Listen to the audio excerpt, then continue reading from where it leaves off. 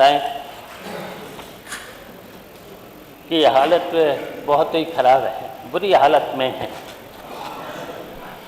जिला अस्पतालों में भी बहुत बुरी हालत है, डॉक्टर भी नहीं हैं, दवाएं भी नहीं हैं,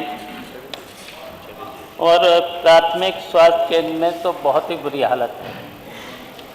सभी अधिकांश प्राथमिक स्वास्थ्य केंद्र में तो ताले पड़े हुए हैं, स्टाफ नहीं है, स्टाफ नर्स नहीं है, वार्ड बॉय नहीं है, और वहाँ के कहीं पर तो कोई व्यवस्था नहीं। तो इतनी परेशानी है और बीमारियां इतनी फैली हुई हैं, डेंगू जैसी बीमारियां हैं, तपेदिक जैसी बीमारियां हैं, तो इतने लोग बिना इलाज के मर रहे हैं, गरीब लोग मर रहे हैं। लेकिन पूरा का पूरा स्वास्थ्य विभाग, वैसे तो विज्ञापनों में तो ये लगता है पूरी तरह से स्वास्थ्य व्यवस्थाएं ठीक हैं, और धरातल पर अगर देखा जाए तो स्वास्थ्य महकमा वेंटिलेटर पर है, पूरा का पूरा वेंटिलेटर पर है। और यहाँ तक कि कोरोना के समय पर जितने भी वेंटिलेटर खरीदे गए थे, आज कोई भी वेंटिलेटर ठीक से काम नहीं कर रहा है। और यहाँ तक कि जो भी टेस्ट के लिए अगर एक्सरे कराना है तो एक्सरे के नाम पर समय दे दिया जाता है, और समय देने के साथ साथ वसूली भी हो रही है। और यहीं तक नहीं, यहाँ तक सीएचसी के बारे में माननीय मंत्री जी, सीएचसी एक हमारे ताखा ब्लॉक में एक सीएचसी बनी हुई है और बिल्डिंग बहुत अच्छी है, और करीब करीब उसे चालू होते हुए 6 साल हो चुके हैं। अभी तक कहीं पर भी डॉक्टर का कोई इंतजाम नहीं है, स्टाफ नर्स नहीं है, वार्ड बॉय नहीं है। और यहाँ तक कि कोरोना के टाइम पर मैंने अपनी विधायक निधि से 20 लाख रुपया दिए थे, पत्र भी लिखा, मंत्री जी को भी लिखा, माननीय मुख्यमंत्री जी को भी लिखा पत्र, लेकिन आज तक न तो वहाँ पर कोई भी डॉक्टर की नियुक्ति नहीं हुई, स्टाफ नर्स की कोई, वार्ड बॉय की भी नहीं हुई है। पूरा का पूरा हमने जब निरीक्षण किया एक दिन, और वहीं पर तहसील है, ठीक सामने तहसील भी है, और वहीं पर ब्लॉक भी है, और हमारे प्रतिनिधि ने जिला अधिकारी को और सीएमओ को भी कई बार चिट्ठियां भी लिखी। माननीय मंत्री जी को हमने चिट्ठी लिखी, टेलीफोन पर भी कई बार कहा मैंने कि कम से कम मंत्री जी एक बार सैफई मेडिकल आयुर्विज्ञान संस्थान के बारे में भी आपका ध्यान आकर्षित किया है, दौरा कर लो, निरीक्षण कर लो। माननीय मंत्री जी, वैसे तो आप छापा भी बहुत मारते हैं, बहुत छापा मारते हैं, और छापा मारने के साथ साथ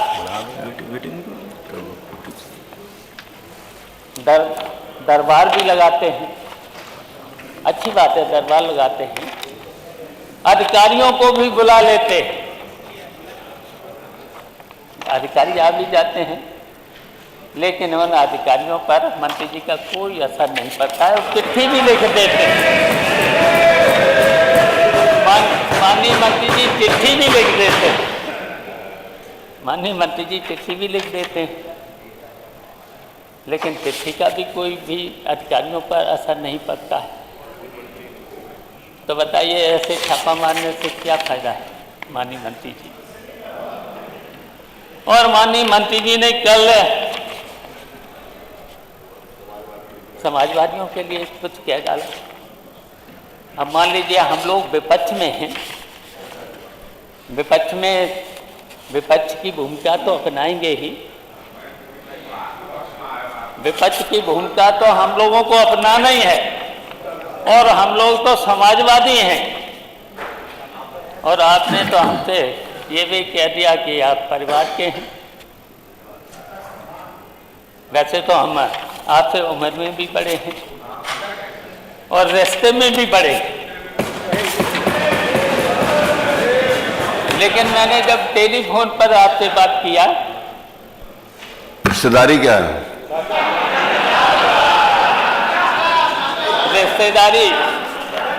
रिश्तेदारी माननीय मंत्री जी को पता है।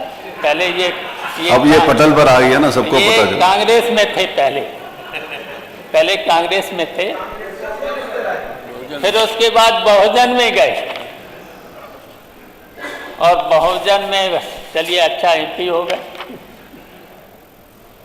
चलिए हमारे छोटे हैं, हमसे छोटे हैं, चलिए एमपी भी हो गए, और फिर राज्यसभा में भी चले गए,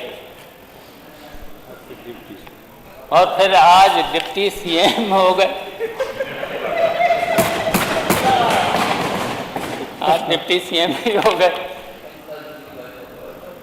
लेकिन कल आपने जब हमारे, मान लिया हम लोग तो हमेशा चौधरी साहब का, हमेशा चौधरी चरण सिंह का सम्मान किया, हमेशा हम लोगों ने सम्मान किया है, और उनके आदर्शों पर हम चल रहे हैं।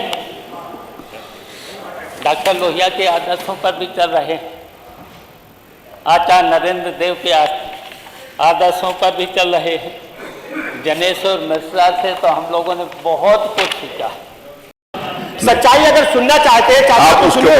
ये समाजवादी पार्टी के शासनकाल में स्वास्थ्य विभाग में भारी घोटाला, ये आपकी सरकार का है। नर्सों की कमी न बढ़ाई चिंता, ये आपकी सरकार का है। ये नर्सों की कमी न बढ़ाई चिंता। और ये देखिए, वेंटिलेटर पर पहुंचा मेडिकल कॉलेज, ये आपकी सरकार का है। वेंटिलेटर पर पहुंचा मेडिकल कॉलेज, ये आपकी सरकार का है। जेल जाएंगे अखिलेश के स्वास्थ्य मंत्री, ये आपके सरकार का है। स्वास्थ्य महकमे को आप लोगों ने लूट का अड्डा बना दिया था। सरकारी योजनाओं में किस ढंग से लूट हो सकती है? समाजवादी पार्टी के शासनकाल में खुलेआम लूट होती थी। डॉक्टरों से मिली भगत करके आधा पैसा लेकर के उनको ड्यूटी से रोकते थे। आज हमने 100% उपस्थित डॉक्टरों की दर्द कराने का काम किया है। हमारी सरकार में निष्पक्षता के आधार पर, पारदर्शिता के आधार पर सभी विभागों में काम हो रहा है, और सभी सरकारी चिकित्सालयों में, सरकारी मेडिकल कॉलेजों में उच्च कोटि की चिकित्सा व्यवस्था उपलब्ध है। आज तक मैं पूछना चाहता हूं, समाजवादी पार्टी के लोग कई बार सत्ता में रहे, बता दें कि एक दिन में कितने मरीज इनके हॉस्पिटल में आते रहे। आज मैं दावे के साथ कह सकता हूं, आंकड़े हमारे पास हैं। हमारे पास प्रतिदिन 1,70,000 मरीज हमारे सरकारी अस्पतालों में आते हैं। उसमें से 12,000 मरीज एक्सीडेंटल होते हैं, जो गंभीर दुर्घटनाओं से ग्रसित होकर हमारे पास आते हैं। रोड एक्सीडेंट में, आग लग जाने के कारण, छत से गिर जाने के कारण, पानी में डूबने के कारण। और 8,000 मरीज हमारे पास आते हैं जो गंभीर रोगों से ग्रसित हैं। हम प्रतिदिन 5,000 ऑपरेशन निःशुल्क कर रहे हैं माननीय अध्यक्ष जी। और समाजवादी पार्टी के शासनकाल में क्या हुआ था, जब भारत सरकार ने जिनको एम्बुलेंस चलाने के लिए दिया, इधर से भी पूछा गया तो अगर 2 घंटे की चर्चा स्वीकृत कर ले, सारी बात आ जाएगी। माननीय मंत्री, वो लिख के दीजिए हम तो, वो तो मैंने बोला ही आपको लिख के नहीं, तो इसमें मान नहीं है। आपको मालूम है कि नियम 49 में मांग की जाती है। भारत सरकार की एम्बुलेंस सेवा, आप नियम 49 एम्बुलेंस सेवा बनाने का काम किया था इसमें। और जबकि समाजवाद से इन लोगों का कोई लेना देना नहीं है। ये नकली समाजवादी है, ये ढोंगी समाजवादी है, ये ढोंगी समाजवादी है। ये लाल टोपी वाले लोग शेपर है, अराजकता फैलाते हैं, गुंडाई फैलाते हैं, पूरी तरह से अराजकतावादी हैं ये लोग। अब कानून व्यवस्था तोड़ने वाले लोग, कानून व्यवस्था तोड़ने वाले लोग ये अराजकता का अलग फैलाते हैं। इनके अंदर सख्त